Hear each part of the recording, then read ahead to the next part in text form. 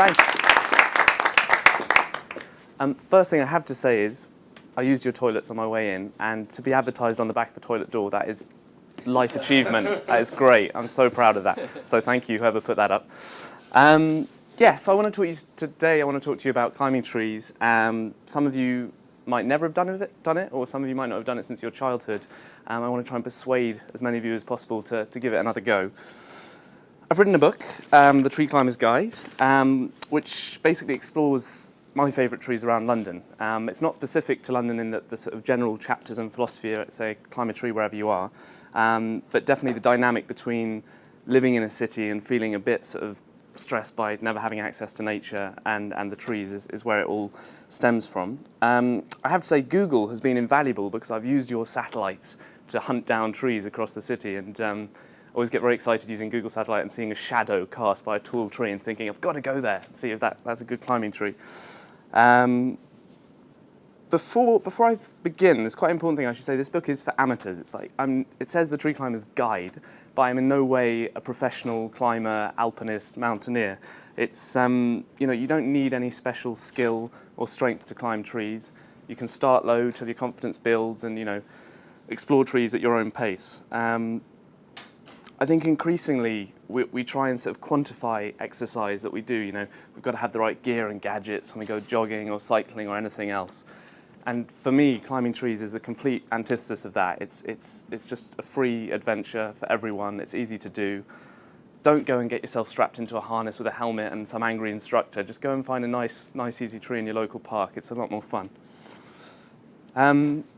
We're all instinctive climbers, really. I mean, as we know, we share DNA with the apes and a common ancestor. So, our deep history, we're all climbers. And I was reading this theory this morning, which fascinated me, about, when you go to sleep at night, and everyone does this, and you suddenly, you're sort of drifting off, and then you jerk, because you kind of roll over in the bed. Well, the theory, I don't know if it's apocryphal, that I was reading this morning, saying that actually stems from when we lived in the trees.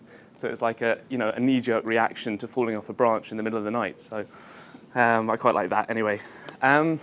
This, I hope can everyone see this?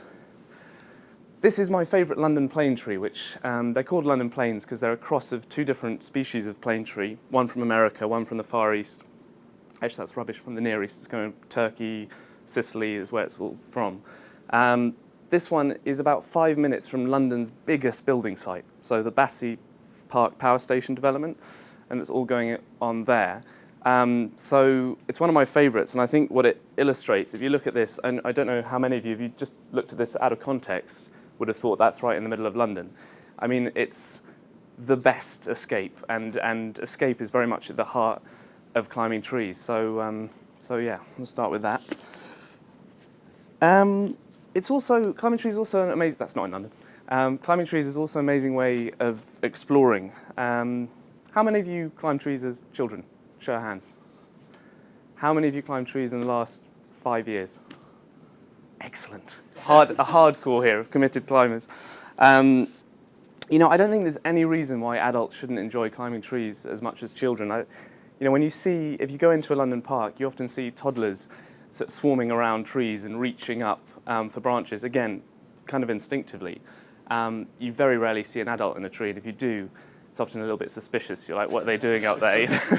But I think children have the best possible relationship to the natural world because it's so unfettered with any kind of assumptions. And by climbing trees, I really feel like I've got back to that. Before I wrote this book, I had a very limited knowledge of different tree species. But when you're focusing on not falling out of a tree and killing yourself, you take in all of the sort of microscopic details in different trees you climb. So now I feel like a much more competent amateur naturalist just through spending time exploring the trees. So another amazing thing about climbing trees in London or any city for that matter is the fresh perspective it gives you on streets you've walked down hundreds of times, very familiar places. So this is in a cedar tree in Greenwich Park, and it's not filtered or anything. It was a sort of misty day, but looking back on the Docklands, I'm only a few stops out of the financial heart of London. But you could be in the middle of nowhere. And I think getting those kind of views from a treetop, it's just a very fresh outlook. You come back down to the ground, go back to work. You climb a tree in your lunch break. around here, and you come back and you just feel sort of revitalised. So it's another nice side of it.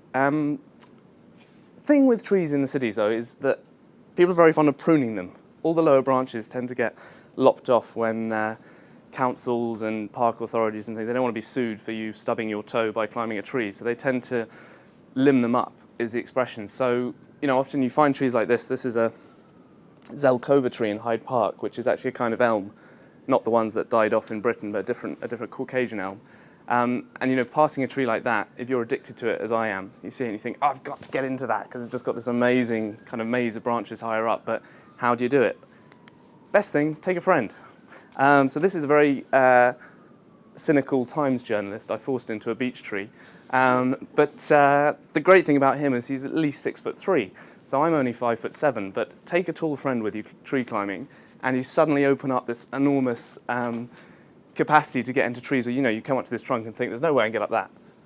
But with the help of Jack or another Jack, it's very easy. So yeah, I think the other thing this illustrates is, if you do start climbing trees again and enjoying it and doing more and more, don't just, like an adrenaline junkie, rush up a tree and come straight back to the bottom and go about your business. Spend some time in the branches.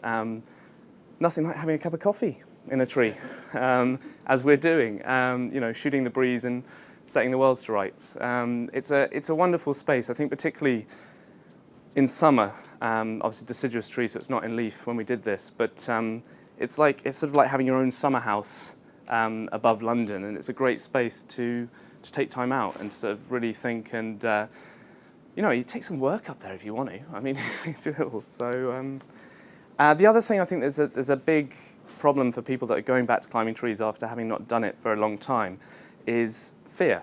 We as children, we tend to have a slightly more devil-may-care attitude to doing things like this, and as you grow up, you kind of just stepping up on the kitchen sideboard is scary, from a vertigo perspective. So again, I'd say start on mature trees. This is a hornbeam in Glasgow, and this branch, they're actually called ironwood because of the density of the wood. But I mean, you look at that, there's no way, it doesn't matter if you're 25 stone, you're not going to break that branch. It's an awesome tree.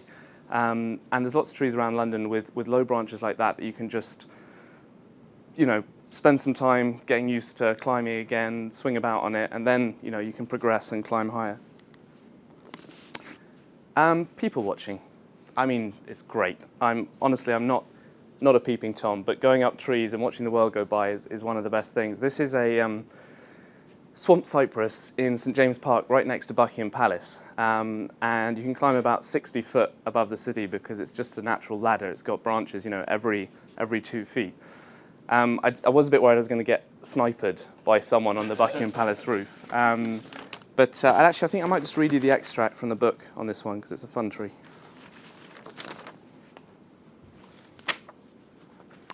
The Royal Perch, St James Park, swamp cypress. If, like me, your chances of taking tea with the Queen are slim, you can indulge in the next best thing, an audience with Buckingham Palace from the summit of neighbouring St James's Park. At the park's west end, facing the wedding cake of the royal residence, stand 2 giant trees. Imports from America's deep south, these twin swamp cypresses have been drinking London lake water for 90 years. Of the 2, the tree to the south of the lake provides the easier ascent. Making my way across the Blue Bridge, I nimbly dodge trains of tourists force-feeding ducks. Once on the south side, I follow the water west towards the palace. The swamp cypress is hard to miss, standing head and shoulders above its neighbouring trees, straight backed as a palace guard. The climber is rarely conspicuous, but to avoid an audience, I carefully time my approach. The lowest branch is within easy reach. Once I've gained this and climbed a little higher, I am hidden from the crowds and pause to admire the strange pink hue of the tree in which I sit. The bark on the trunk has a stringy texture, smoothing in places to a paper consistency. Looking up, I see a rosy stairway spiralling above me for 70 feet, the branches closely spaced with plentiful holds. The thicker arms grow in a helix. Ascending, I follow these around the trunk as if climbing a church tower. Before long, I'm well above the ice cream crowds, peepholes in the summer foliage revealing a network of paths below. At the tree's peak, 4 branches fan out like the twisted prongs of a fork. Sitting at their junction, I have a comfortable saddle for my legs and a strong support for my back. To the south, the tiny capsules of the London Eye can be seen revolving in silence. In front and far below, the toy soldiers of Buckingham Palace parade between pillboxes, and Russian pelicans glide along the length of the lake. The sound of taxis and cyclists waging war on the Mall filters through a canopy of green needles, soon to turn cinnamon orange with autumn. Unlike most other conifers, this giant will drop its leaves at the end of the year, living up to its nickname, the bald cypress. I descend the spiral in reverse, returning to planet Earth like a newborn god. Exiting the tree's shadow, I try not to startle the man asleep on the adjacent bench.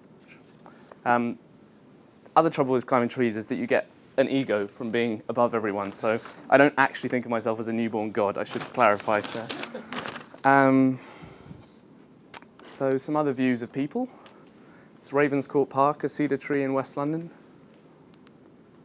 This is a great tree. It's a horse chestnut in Temple Gardens on Embankment, and it's actually above the vent of the London Underground. So if you climb, you have to use that. It's got a grill, so you're not going to fall down onto the track. But if you use it to climb into the tree, you can see the District Line trains passing underneath the branches and feel the vibration of the steels through the roots of the tree. So it's and watch people in suits on their phones as well. I've taken lots of snapshots. If any of you are interested in seeing more photos of London from the trees, I have an Instagram account called Treetop City, which you can check out.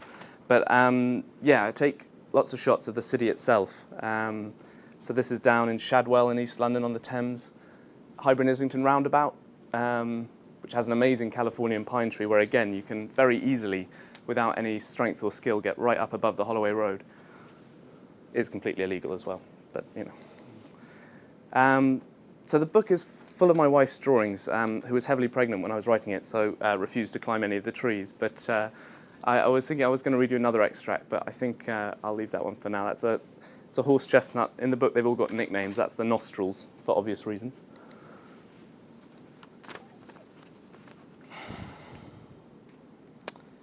I think the other fantastic thing about sitting in trees and, you know, whiling away an hour or two is the complexity of the tree itself that you don't see from the ground. So this is the same cedar in Greenwich Park from above, and it's a bit like a roller coaster trying to climb up into this. And you'd never see that kind of architecture of the tree from below.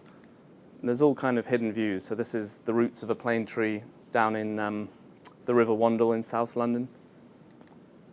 This is a tree in Glasgow, another hornbeam. There's no filter on this. These are the lichens and the moss growing up in the bole of the tree, and you know, climbing up, you suddenly see this amazing sort of rainbow universe inside. So it's amazing the variety of species planted, you know, within the city limit as well. You think of London, you don't necessarily think there's going to be a wealth of different trees, but within the M25, you get the most extraordinary trees from around the world. This is a Chestnut Leaved Oak from Iran, is where it's native to, and it's been growing in London for about 150 years. But it's a great tree. I mean, climbing through this, it's like sort of doing the limbo all the way around the tree because it's got so many branches hugging the ground. This is just a common beech tree down in Richmond Park, which has been coppiced back to the ground. So some of you are probably much better naturalists than me, but coppicing is basically a medieval practice of cutting wood from beech and oak and cutting the branches right down to the ground, and then they regrow. And this one I called the Tree of Knowledge because it looks so like a snake. There's this sort of hissing tongue coming out the front. Great place to take a sandwich and spend a Sunday. The other thing is all over London, because we're such a crowded city and so dense, you find trees with graffiti on them. When I first started climbing, I was a bit of a purist, and I was thinking, you know, this is a tattoo that the tree never agreed to. It's a bit of a shame that people are writing their names on it. But the more you climb, actually, especially when you get high up and find sort of love, you know, people saying, I love whoever, I love God, God loves me, it's sort of 40 foot above the ground. They kind of feel like a bit like the living history of the tree, and bark over time. This is another beech, a weeping beech in Victoria Park. The bark is obviously growing, and it tends to meld the graffiti. Old graffiti tends to become sort of almost part of the tree's own skin. So it's fun to observe. I found a lot of strange things in trees that people have left there. Just to give you a short list: vodka bottles, chicken bones, balloons, keys, coins, condoms, flower arrangements, and a crucifix, which is very exciting, wedged in the trunk of an oak tree. So the list goes on, but yeah, there's all kinds of things to discover in the branches. People often ask me what my tips are for climbing trees, but as I said at the beginning, this is very much an every man, woman and child's amateur book, so I don't have sage advice, but a few things I would say. Climb in bare feet if you're prepared to. It's a much more immersive experience. You're actually less likely to slip, especially if you climb in the rain in rubber heels. You're just going to fall out the tree. And you're much less likely to do damage to the tree, so that's another bonus. Look out for deadwood. Nearly every tree carries deadwood, so as you go up, tap the branches, make sure you're not climbing on something that's got necrosis and is going to fall under your weight or fall on someone beneath you. And remember the way down. I think when I first started climbing trees in London, I got very excited by what looked like these very easy way to just get above the city and sort of 50 foot up without ever really thinking about how I was going to get down again. So I had some really terrible moments where I thought, I'm going to have to call someone with a ladder and it's going to be so embarrassing and the publisher's going to hate it and all the rest of it. So yeah, do always remember it's much harder to climb down for obvious reasons. You're kind of tired and you can actually look down and see the drop and sort of blindly feel for footholds. So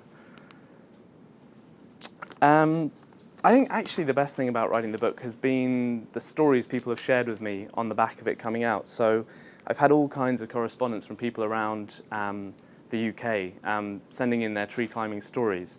So I had, actually only yesterday on the back of some media coverage, I had a lady write in her late 80s to tell me about climbing her local tree in Oxford during the Second World War and pretending it was a Lancaster bomber while the Battle of Britain was raging over the Channel. That was an amazing story. Another old guy from down in Coventry wrote to me with a story of climbing elm trees, 25 million of which were wiped out in the 70s and 80s across England, but also North America. So that was a nice sort of time capsule because you just can't climb them anymore.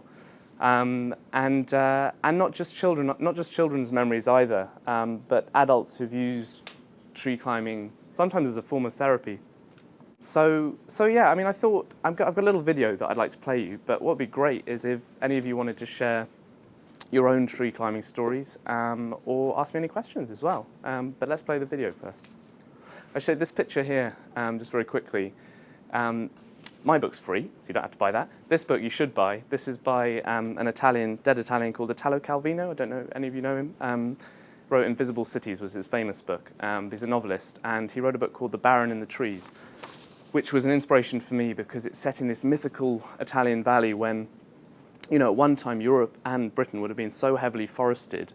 The idea of the book is this kid climbs out of his dad's palatial dining room in rebellion against living the life of a sort of aristocrat and disappears into a tree in the park, aged 12. And he doesn't come down for 60 years. So he sort of starts revolutions in the trees, makes love in the trees, just hangs out in trees, and even when he dies, as you'll find out in the book, it doesn't come back to ground. So, wonderful book, Italo Calvino, Baron in the Trees, if you're interested. So these are some of the trees from the book. So yeah, does anyone have any questions? I want to know why I got stopped by the police. What did the police say? Well, it's not a funny story exactly, but I found it quite funny. I was climbing in Brompton Cemetery. So in the book, there is a whole chapter on cemeteries. I must hasten to add, I'm not disrespectful of the dead, but I do think climbing in cemeteries where there aren't active interments or where you're not actually next to graves, recent graves, is kind of its own form of tribute because all the bodies are in the branches anyway. So, that's my very personal take on it. But yes, I was in Brompton Cemetery climbing another pine tree above Chelsea Stadium. So it's a very tall tree again. And I came down, if anyone knows Brompton Cemetery, there's kind of 3 big marble arches on the north end. I came down and brushing pine needles out of my hair and green at the knees, and this police car comes screaming through the front entrance. And I think this can't possibly be for me. I mean, I was climbing a tree, I haven't killed anyone or anything. And this big bearded copper got out and he was smiling and he said, "Were you just up a tree?" And I thought, I better be innocent and honest. So I said, yes, also not meant to be. I'm very sorry. I'm training to be a tree surgeon. That was a lie. And he said, a woman just rang up Hammersmith and Fulham police station to say a young man was about to commit suicide. So he thought he was going to find me hanging from a branch, hence the speed and haste of response, and hence the big smile and letting me off with a warning. Yeah. Yeah, I mean, I think my favourite thing about sort of this borderline trespassing and the ambiguity of some of these laws is that, especially in summer or in evergreens, you're so hidden from the city that actually, no one's going to bother to stop you really. I mean, I would say, don't climb ancient or fragile trees, don't climb saplings, but there's 7.5 million trees in this city. There's plenty to climb. 78 in the book. There's a lot more to discover. So yeah. Anyone got any other questions? Or stories about climbing trees. Are you just worried about all your favourite trees being inundated with people now? I'm not. I mean, I think what I try and sort of lay out in the first chapters of the book is this is like to encourage people to climb trees again, and to use these as a kind of platform to go and find their own. I would say that I think any damage done to any of these trees, the experience of getting into a tree and that visceral, like having to hold on and actually like pay attention, because I find in my life, and in my last job particularly, I go through a whole day of routine without really paying attention to anything. Climbing into a tree was suddenly this focus on everything, and I think the value of that, both to children and adults, outweighs any damage done. So I think if you asked, like, if you went to Kew Gardens, where you shouldn't climb trees, they're in the book, and asked some of the botanists there or the tree surgeons what got them into tree conservation, I think a lot of them would say climbing trees. So it's not. I think the value of that is it's more important. How did you get into climbing trees? Could you repeat the question as well? Oh yes. How did I get into climbing trees? So I worked in an office next to Regent's Park, and it was this tiny little attic on the 4th floor that had, it should have had an amazing view over the park, but it had a massive concrete wall built across the windows, which apparently was to hide the servants from the high society of the day that built the building. Anyway, one day the whole office flooded during a storm in summertime, and the caretaker came in and opened up the skylights onto the roof, and I went out onto the roof, and I was reading this book, Baron in the Trees, Circumstantially at the time, and I looked out across the park and thought, I've got to take a sandwich and go and climb a tree again. So I went down into the park, found a very easy tree, climbed up, and I was probably 30 feet up this tree or something, and between the leaves and the branches, this view opened out of the BT Tower and Warren Street and all the hospital blocks, just kind of perfectly framed in the view, and I thought I really want to share these views and this experience and this space, because London is overcrowded, but I just felt like this is sort of virgin territory. So yeah, and then I became addicted and quit my job. Probably a mistake, in the long run, but hey. Do you plan to do like guided tree climbing tours? Yeah, I'm doing. I think I'm booked in to do one at Wilderness Festival. I don't know if any of you know Wilderness Festival. I've never been, but wonderful trees. I'd certainly love to. I think I'd probably have to get all kinds of waivers for people to sign, so if they fell out, the other thing. But yeah, I mean, there are some really nice trees. There's a fun little video on the Londonist, if any of you subscribe to that, of me climbing a tree in Clissold Park, sort of Stoke Newington area. And that's it's the kind of tree you could get 20 people into on these low branches, and it'd be a really fun one for a tree tour. So yeah, I'd definitely be up for doing that. Yeah, it'd be fun. Have you found, because is it more like, it might be a bit of parkour, which is obviously quite fashionable and so forth. Yeah. Or is it more climbing?